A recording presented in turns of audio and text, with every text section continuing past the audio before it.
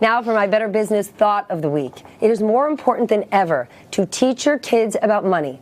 But where do you begin? Let's go through a few lessons. Lesson 1, earning. Earning an allowance is a great tool to start with. But don't just hand your kids money when they need it or they want it. Make this a lesson about earning money. Weekly chores, time to go old school. Household responsibilities, assign them to your kids as their actual jobs. And at the end of the week, check out their job performance. Did they do it? How good of a job did they do? And then pay them. And it is tempting for those kids to take the cash and burn through it. But before you let your kids just burn their allowance, remind them the value of a dollar.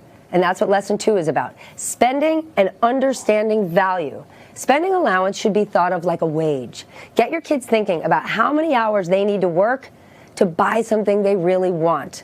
And then ask them if they think it's worth it.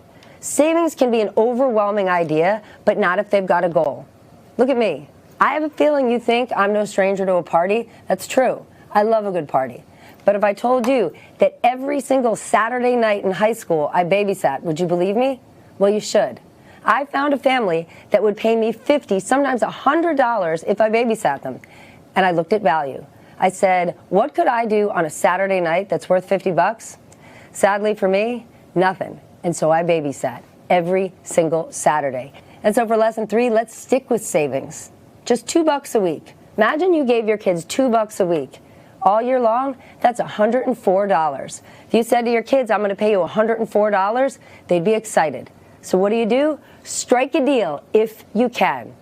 At the end of that year, if they can save towards something specific, a big ticket item that they've got their eye on, offer to match it. For your older kids who are in high school or college, maybe that matching program gives them the money that they can spend all semester long. All of these lessons matter a lot, but there's one more lesson that I actually think matters most, and it'll really help them in their adult years because there's so many of us that still can't figure it out. And I'm talking about budgeting. That is lesson 4. Get a dry erase board. Or for older kids, they might be able to use a spreadsheet or a savings app, and they should track everyday expenses. Start small. Let your kids make decisions about lunch money, small grocery items. That kind of practical experience translates into healthier money habits down the road. So there you have it. There's some saving, there's some spending, there's some understanding the value of a dollar, and the all-important task of budgeting. That is our Better Business News for this week. For more money tips, go to NBCnews.com/better.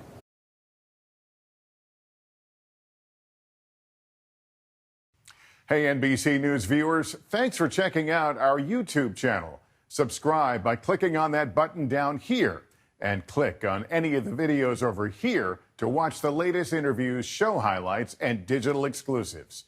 Thanks for watching.